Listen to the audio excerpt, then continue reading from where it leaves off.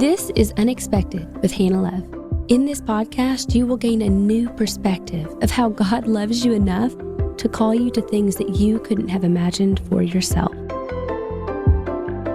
I wanted to begin this podcast with a series called Laying Foundations. It felt appropriate as a starting point about how and why foundations are so critical to everything else. Oftentimes, we don't ask for the unexpected moments or even want them. But God works all things to the good. He displays His mercy and grace through our broken bits, the same bits He uses to build our foundation. Throughout this podcast, I hope you'll recognize this theme and allow God to establish your foundation in Him.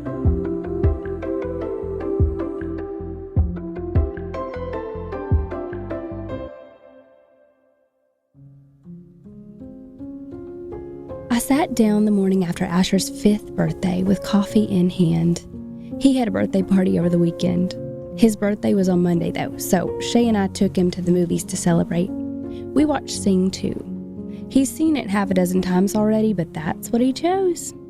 We were the only ones in the whole movie theater too, because it was a Monday afternoon. In the middle of one of the songs, Asher turned to me and asked, "But Mama, why does it say that there are bad things in the world?"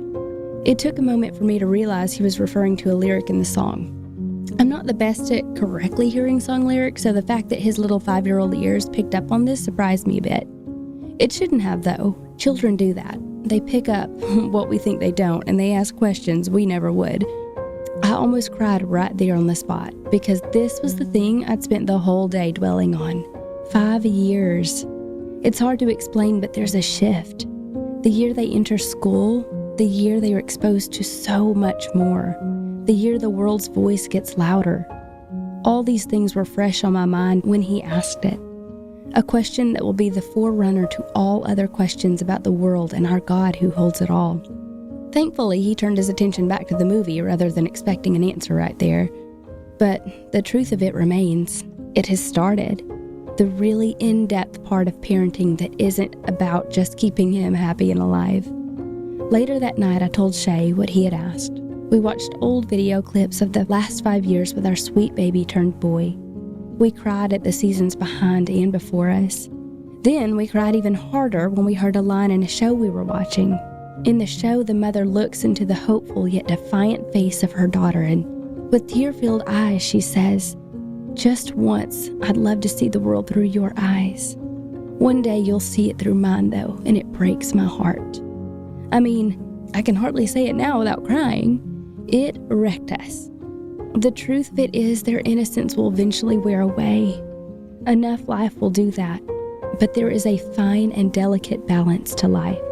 The trick is to meet life's experience with God's perspective. That's what I find so beautiful about the Bible. It is our foundation to stand on. Not only is the Bible full of truth, but it is full of examples. And who better to learn from than the men and women who stood before us, unexpectedly called and chosen by God to do things that they could never do in their own power.